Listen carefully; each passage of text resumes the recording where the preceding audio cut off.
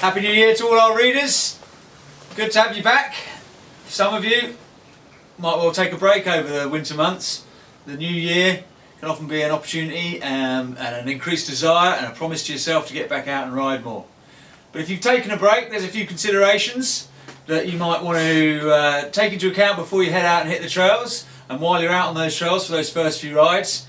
So this one's dedicated to you guys that and girls that are more fair weather riders or those that are prone to taking breaks in your riding, and it's all about getting back out there.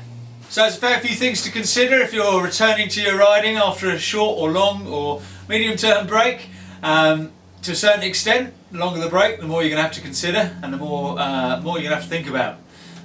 In the first instance though, let's look at us and our equipment before we even get out to the trail. So time to dig out my bike, find out where I left it, dust it off, check it over, and we're going to just have a quick look at some setup points and some points to consider before you even take your first few pedal strokes. So let's go and find my steed. Now she's here. Okay, so I only rode it yesterday, but your bike might be in a similar state. Quite often you get home from a ride, last thing on your mind is cleaning your bike up, particularly if you haven't done it at the centre or the end of the trail where you finish your ride. By the time you get home, the first thing you want to do is either get some beer down your throat, some food down your gullet, or jump in the shower, and the bike takes the brunt of it. So first things first, in order to give it a good look over and actually a good pre-season check if it's returning to your riding situation, there are certain things I want to be able to see, and to be honest, I don't want my bike or my pivoting around a layer of sand and wearing thin, my chain taking more excessive wear. So let's have a quick review of the best way, the most efficient way to clean your bike. And if you haven't got someone else to do it, that means doing it yourself, and if you're going to do it yourself, you might as well do it properly. At the risk of teaching you to suck eggs, there is many ways to skin a cat, I guess, and a few ways to clean a bike. Some more efficient, more effective and quicker than others. Many's the time I've seen guys standing with a hose, 20 bars back, hose on full jet, and just merely doing that to their bike. At best, that's going to move the dirt around. Knocking one piece off at a time isn't really going to do much, and if you've got a high powered hose, when you get into these all important moving parts and bearings, you can easily fire dirt into those bearings and cause more damage than you do in terms of benefits that you actually achieve. So I'm going to set my shower head to a more gentle setting. I use a nice flat spray, and we're going to just work the dirt off. And essentially at this stage, the main thing I'm doing is knocking off some of the loose where I can and where the moving parts are. But main thing is to just get the dirt that's dried on. If you left it over a couple of months to dry off, it's not going to come off this freely, so giving it a good dousing is just going to soften everything up.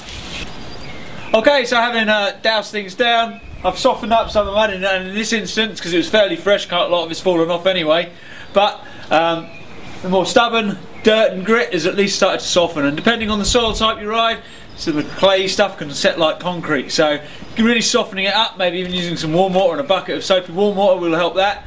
But to make things even better, to make things even quicker once I've doused it down, I'm going to apply a bike cleaning solution. Comes in many styles, many brands. I'm not even sure what this one is, but it seems to work. Now, two ways again of doing this. I've seen a lot of guys stand there with a full bottle and try and cover every inch of the frame with their solution. They'll probably go through about 1 litre a week. It's quite expensive stuff and absolutely no need for that.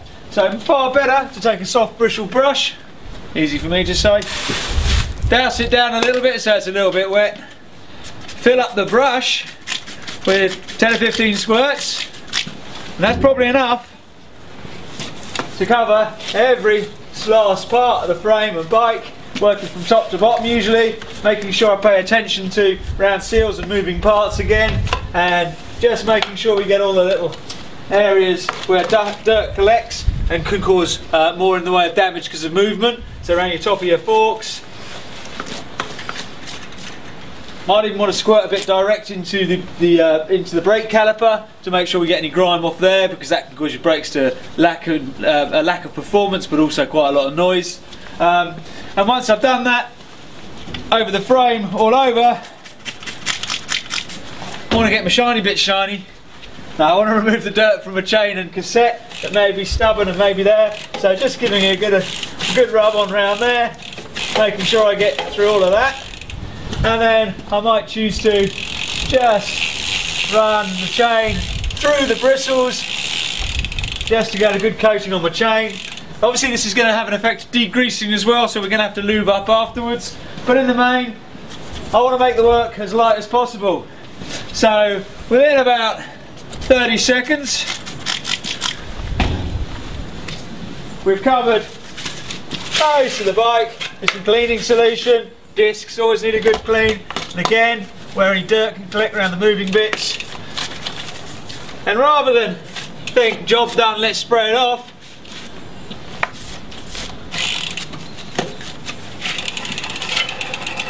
perfect opportunity for a tea break while it chews, and we'll come back and squirt that off in a little while. So, having given it a bit of a chance to chew through, the dirt's hopefully going to be falling off really easily now. It's just a case of cleaning out my soft brushable brush and just working the dirt nice and freely for all those hard to get pieces. And again, just making sure we pay particular attention around certain moving parts, around certain seals. Always get a lot of mud stuck up your hole there, and quite regularly under the back of your saddle. Depends how anal you want to get about it, depends how OCD you are about the slate of your bike. As you can see, I take it really seriously and allow my OCD to really kick in when I'm cleaning my bike. So that's done. We're going to move round to the front side, and just, if you haven't got a chain cleaning device, I tend to just try and make sure I blast some water through.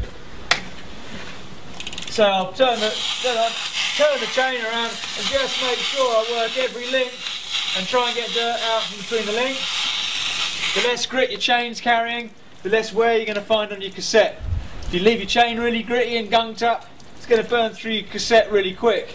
And if you're running an 11 speed, you'll need a second mortgage to replace each one. So the more you care for your chain and check for chain stretch early, the quicker, the longer your rings are going to last, and the less you're going to have to spend of your hard-earned cash on replacement parts. The other thing I might like to do is to just fire down, water down in between and clean out in between the disc pads, the brake pads and the disc. Quite often get a little bit of sand stuck in there, and again, getting rid of that early, better performance, less rub, less wear, and a nicer ride.